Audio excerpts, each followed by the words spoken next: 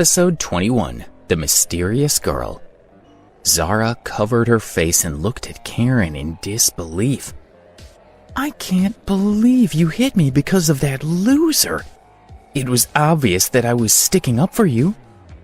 Zara's words just now could have easily caused her to miss out on Alex's fortune. If only she could get Alex, her life would change massively for the better. For Karen, who was obsessed with marrying into a rich family, losing this opportunity just wasn't acceptable.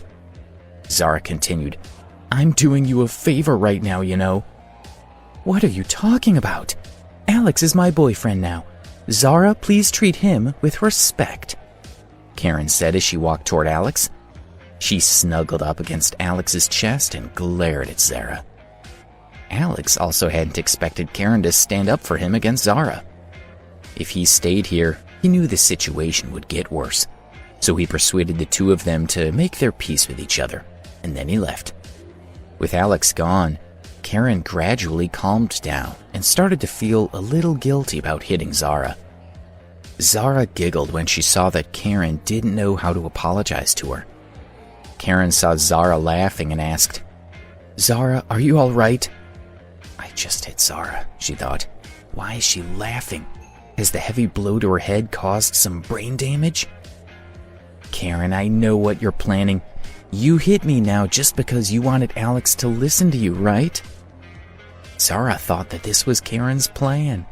She rubbed her face, which was red and sore, and complained, Look, Karen, even if you wanted to get his attention, you hit me much too hard.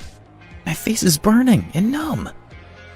Only then did Karen heave a sigh of relief. Luckily, Zara didn't seem to have any brain damage.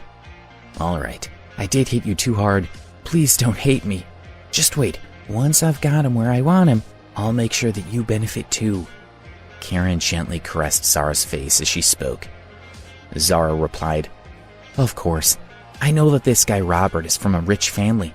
When it happens, I know you'll give me thousands of dollars, won't you? Zara blinked at Karen. However, Zara didn't realize that the person Karen was referring to was not Robert. Of course, Karen smiled.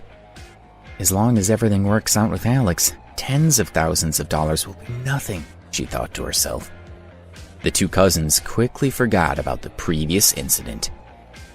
Zara continued, That's right. Didn't you say before that a super rich person had been to your bank? Has he been there in the last few days? Can you get his number for me? Zara's eyes were sparkling. Her heart was filled with anticipation.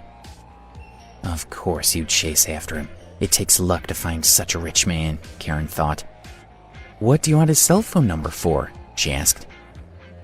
It's difficult to find a rich man. Of course I have to chase this one. I just need his contact information. Then I'll do everything I can to get a date with him, Zara said thoughtfully. Oh. Karen considered Zara's words and became anxious. He hasn't come in for a few days. When he does, I'll get his cell phone number for you. Great, thanks, Karen. Zara smiled sweetly and continued, I really want to meet that eligible rich guy as soon as possible. I'm imagining him to be very handsome, but it doesn't matter if he isn't, as long as he has money. I want someone as rich as him by my side. Karen secretly rejoiced. Luckily, Zara knew nothing about Alex's situation, and she found that especially funny. Zara, the eligible rich guy that you dream of is Alex. You said you want to date him, and yet you treat him as a nobody, she thought to herself. While the two cousins were lost in their own thoughts, Alex returned to school. By the time he arrived, it was almost 6 p.m. He felt a little hungry, so he went to the restaurant on campus, Beautiful Cuisine. Beautiful Cuisine was a private restaurant with several times the capacity of the campus cafeteria. There were already quite a few students inside the restaurant. Alex walked toward the front desk and joined the line. Then he heard someone behind him saying in a mocking voice, Oh man, you'd think people would look in the mirror before they step out of the house. Didn't think I'd see people like that here. A meal at this restaurant is probably like this pauper's monthly living expenses. Why would a hobo like that be willing to spend so much money on one meal? Unless it's stolen money or something. Damn, Alex thought to himself. All I want is to enjoy a delicious meal. Who the hell are these people? Why are they being so mean to me? In Alex's heart, a ball of rage grew. He turned around and saw 3 girls heading toward him. They were all dressed in fashionable clothes, similar to those he'd seen hipsters wearing in the street. However, Alex did not know these 3 people at all. Why are they taunting me if they don't even know me? As Alex was puzzling over this, the 3 girls walked over without looking at him. You're not talking about me, are you? Alex finally understood.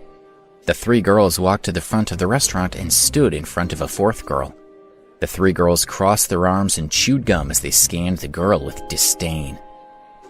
Alex looked at the 4th girl with interest. Her clothes were obviously old and cheap. She was wearing a white t-shirt, jeans that had been in style 7 or 8 years ago, and a pair of canvas shoes that had been washed until they'd faded to white. Everyone, look at this girl. Her name is Debbie Stonehill, and she's the poorest person in our class. Every year she gets the scholarship because she's so poor, and look at what she's spending it on, eating at the most expensive restaurant on campus. She's totally shameless, one of the girls said mockingly. Another continued, Debbie, don't you feel embarrassed? You're really poor, right? But now you actually came here to eat and spend the school's money. You are shameless, aren't you? Fine, let's see if you can take what's coming to you, another of the girls threatened. Then the 3 girls started pulling Debbie's hair. One of them was holding her by the hand, while another grabbed Debbie's hair and pulled her back as hard as she could. Debbie was no match for the 3 of them. She struggled but could not break free. She was on the verge of falling down. Alex could finally see Debbie's face clearly. She was pale and was wearing no makeup, but she was very pretty. Her thin lips were tightly pursed and her eyes were closed. No matter how the 3 girls tortured her, she didn't make a sound. In the end, Debbie was thrown to the ground by the 3 of them. Serves you right for being scum. The 3 girls smirked and looked down at Debbie, who'd fallen to the floor. As Debbie was lying on the floor, the waiter came to take her order. He cautiously asked her if she still wanted to order anything. Debbie crawled up from the ground, looked at the waiter and said, Please bring me 2 plates of seafood risotto and 2 bottles of Evian. I'll take them with me. The seafood risotto cost $25 per serving, and the Evian cost $20 a bottle. Even in comparison to all the other extravagant dishes on the menu, these choices were considered particularly expensive. When the others heard how expensive Debbie's order was, they became very annoyed with her. She deserves to be beaten up for spending so much of her grant, one of them shouted. I can't even afford to drink Evian. I didn't think that a poor person could drink it. I want to tell everyone at school so everyone will hate her. She's going to eat 2 servings at once. She must be a reincarnated hungry ghost, right? Debbie didn't seem to care at all when she heard the ridicule from others. Her gaze was fixed on the chef who was cooking at the window. The 2 seafood risottos were soon ready. Debbie paid and quickly walked out with the food and bottles of Evian mineral water. Watching the girl leave, Alex sighed to himself. That girl was really pretty, he thought, and she knows how to enjoy herself. Her family's living conditions must be so bad that she's prepared to use the grant money to enjoy such expensive food. Then he heard one of the girls say, Oh, there's another pauper here. Look, everyone. Doesn't he look like he should be with Debbie? Look at the clothes he's wearing. He's perfect for her. As Alex turned around, he saw the 3 girls pointing at him. He'd already seen how cruel they were, so he didn't want to get into an argument with them. He finished eating and quickly left the restaurant. When he walked out, Alex could see Debbie's back. Why did this girl buy 2 servings for herself? He wondered. Alex was intrigued and followed behind Debbie, keeping pace with her. He followed her all the way to the school's Ramsey Lake. At this time, there was no one else near the lake. The setting sun shone on the surface of the lake, sparkling and flickering with golden threads. It was especially beautiful. Alex hid behind a tree and watched Debbie. She placed the 2 cartons of risotto and the bottles of mineral water on a rock. Then she sat on the ground beside the rock and slowly started to eat the food. As she ate, 2 streams of tears flowed from her eyes. Alex could even hear her sniffing. Could it be that she's never eaten such an expensive meal and was moved to tears today? He wondered. No one usually brings food to eat by the lake. She's definitely acting strangely. After watching Debbie for a while, he was ready to leave. Suddenly, he saw Debbie put down her food and slowly stand up. Surely you're not going to leave all your trash now you've finished eating, Alex said to himself. This girl's a real punk. However, Debbie didn't leave. Instead, she knelt on the ground, deliberately facing the northeast, and started to pray. What was going on? Why did she have to kneel down and pray after eating? Alex wondered. Then Debbie stood up and walked quickly toward the lake. Is she trying to kill herself? The thought flashed through Alex's mind. Debbie's actions gave him an answer. He watched as she walked to the edge of the lake and jumped into the water with a plop.